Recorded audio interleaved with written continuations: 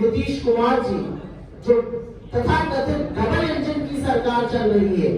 वो उनके बारे में क्या सोचती है? आपको बिहार की सड़कों पर दिख रहा है, आपको बिहार के पलायन में दिख रहा है, आपको पेपर लीक में दिख रहा है, आपको कड़कड़ाती ठंड में जिन युवाओं पर पानी की बौछार डाली गई, जिन पर लाठियां और डंडे बरसाए गए, उनके जज्बे में दिख रहा है। बहुत धन्यवाद आपका। सम्मानित मंच और यहाँ के मुख्य अतिथि सचिन पायलट जी को नमस्कार करते हुए आप सबका अभिवादन। बिहार तर्पण की भूमि है, त्याग की भूमि है, बिहार क्रांति की भूमि है। बिहार वो भूमि है जिसने गांधी को महात्मा के पथ पर चलाने का पहला काम किया, और बिहार के युवा ने जब जब मन बनाया है तब तक इस देश में क्रांति आई है, तब तक बिहार की राजनीति ने करवट बदली। असलियत यह है कि बिहार की 13 करोड़ से ऊपर जनता में करीब 8 करोड़ वो लोग हैं जो 25 वर्ष से आयु में कम है। 8 करोड़ लोगों के बारे में बिहार में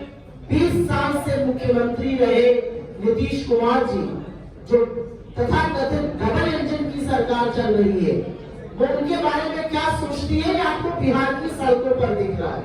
आपको बिहार के पलायन में दिख रहा है, आपको पेपर लीक में दिख रहा है, आपको कड़कड़ाती ठंड में जिन युवाओं पर पानी की बौछार डाली गई, जिन पर लाठियां और डंडे बरसाए गए, उनके जज्बे में दिख रहा है। बिहार जब रोजगार मांगता है, बिहार जब सड़कों पर उतरता है पेपर लीक के खिलाफ, उस पर प्रशासन का जो प्रताड़ना है वो इस सरकार का असली चेहरा है।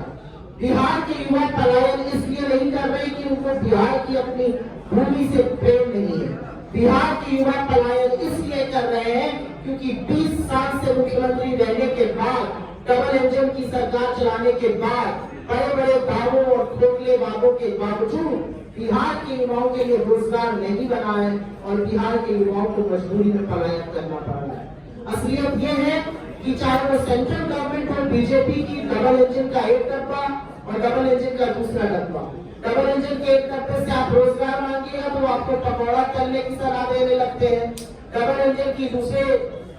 डिब्बे से रोजगार मांगेगा तो आप पर लाठियां बरसाने लगते हैं, और इसी के चलते बिहार का युवा आज पलायन कर रहा है। लेकिन अगर बिहार का विकास होना है, अगर बिहार को इस देश की अग्रिम पंक्ति में खड़े रहना है, तो बिहार अपनी 60% आबादी को नकार कर, उनको भूल कर, उनका भविष्य बिना उज्जवल किए आगे नहीं बढ़ सकता है। और इसीलिए जो कांग्रेस की यात्रा थी, जो एनएसयूआई और युवा कांग्रेस ने मिलकर यात्रा करी, जिस पर कन्हैया कुमार जी चले,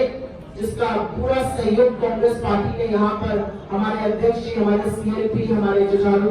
दोनों नेता युवा और एनएसयूआई के नेताओं ने दिया, ये बहुत कारगर साबित होगी, क्योंकि इस यात्रा ने